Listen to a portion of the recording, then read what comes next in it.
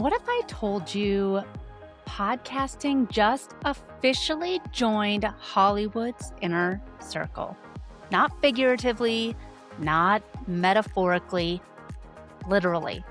In January 2026, the Golden Globes added a brand new category, Best Podcast of the Year. And whether you love it or hate it, or maybe you just rolled your eyes when you saw who was nominated, this moment matters for your business more than you might think. Let's talk about why. Welcome to Marketing Trends Now. I'm Katie Brinkley, a social media strategist who's been in the game for over 2 decades. And I'm a business owner just like you. If you want to stay ahead of the algorithm without burning out, I've got you. I know you've got a business to run, so I'm going to keep it short, smart, and worth your time. Let's dive into today's episode.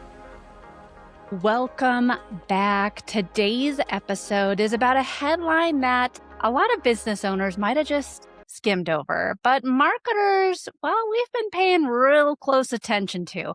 I mean, especially this marketer here, yours truly. I've been paying very close attention to this headline because it was not just an awards update. It was a cultural signal. For the first time ever, the Golden Globes Awards officially recognize podcasts as part of their ceremony. They introduced Best Podcast of the Year at the awards ceremony just last Sunday. So depending on when you're listening to this episode, just the second week of January here. This puts podcasting on the same institutional stage as film and television for the first time ever. Not the YouTube Awards, not the industry-specific media awards, Hollywood. And the inaugural winner was The Good Hang with Amy Poehler. And I don't know if you've ever listened to her show. Actually, listened to Amy's show. I've seen her and Tina Fey when they came through Denver. I saw them do their show live. It was phenomenal. So funny. Some of the other nominees for Best Podcast included Armchair Expert, Call Her Daddy, the Mel Robbins podcast, Smartless, and NPR's Up First. I listened to 3 of those podcasts. And according to Forbes, the Golden Globes president, Helen Honey, hope I'm saying her name right, said the category was created to make room for new voices and formats as audience behavior continues to evolve. You might be saying, Katie, why are we talking about this in this episode today? Isn't this a marketing show? Yes, I'm getting there, folks. Stick with me. That line matters as audience behavior continues to evolve. Because this wasn't about podcasts being trendy. It was about acknowledging where attention already lives. So let's get this out of the way first. Yes, the nominees were celebrity heavy. Yes, people are mad about it. And yes, some critics argued that it pushed out traditional segments from the broadcast. These are all very valid concerns and conversations. But this is a marketing show. We're not going to talk about that today. This is what business owners need to understand. When a legacy institution like the Golden Globes validates a medium like podcasting, it changes the perception overnight. Podcasting just moved from scrappy creator thing to established media channel in the eyes of brands, sponsors, investors, and audiences who were all still on the fence. This is the same pattern we saw with social media, then video, and then influencer marketing. At first it's ignored, then it's mocked, and then it's adopted. Podcasting just crossed that line. So this moment creates real downstream effects for entrepreneurs and creators. First, credibility. Podcasting now carries institutional legitimacy. That means when you host a podcast, you're no longer just experimenting or just having a fun hobby. You're operating inside a recognized media category.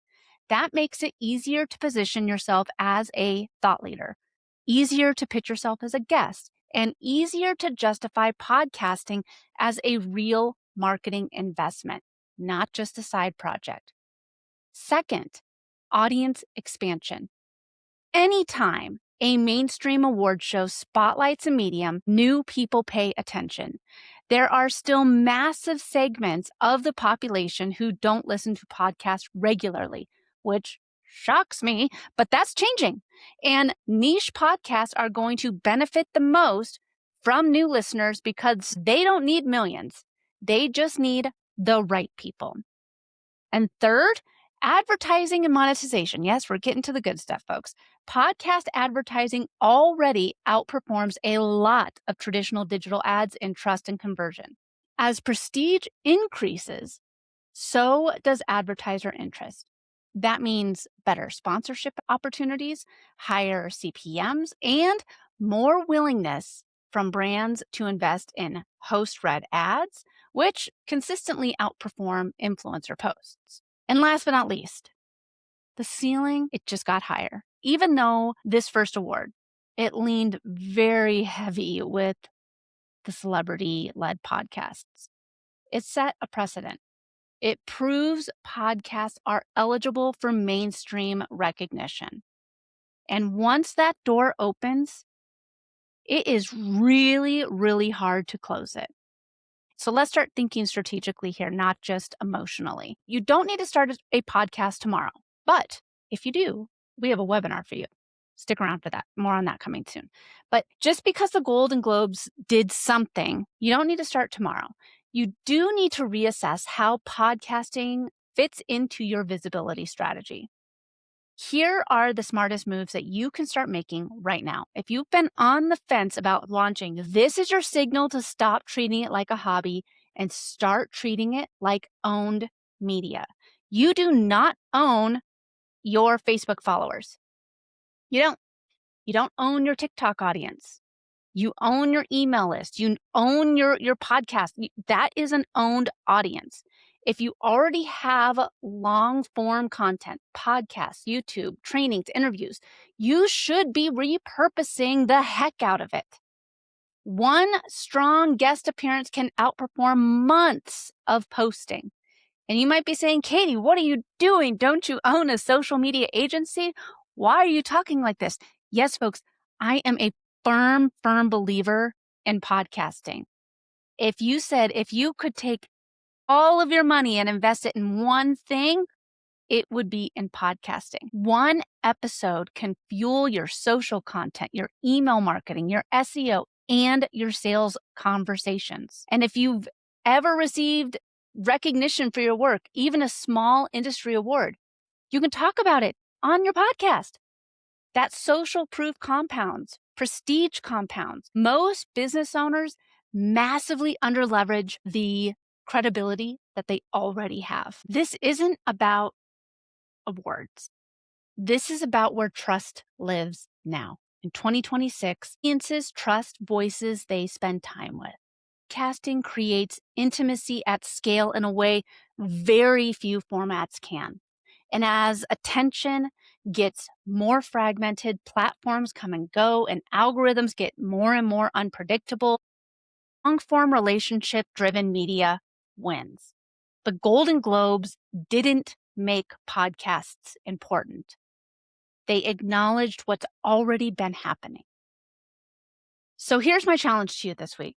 Ask yourself one question.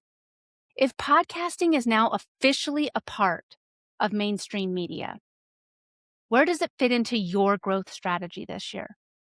Not because it's trendy, not because celebrities are doing it, but because trust is the real currency of marketing right now.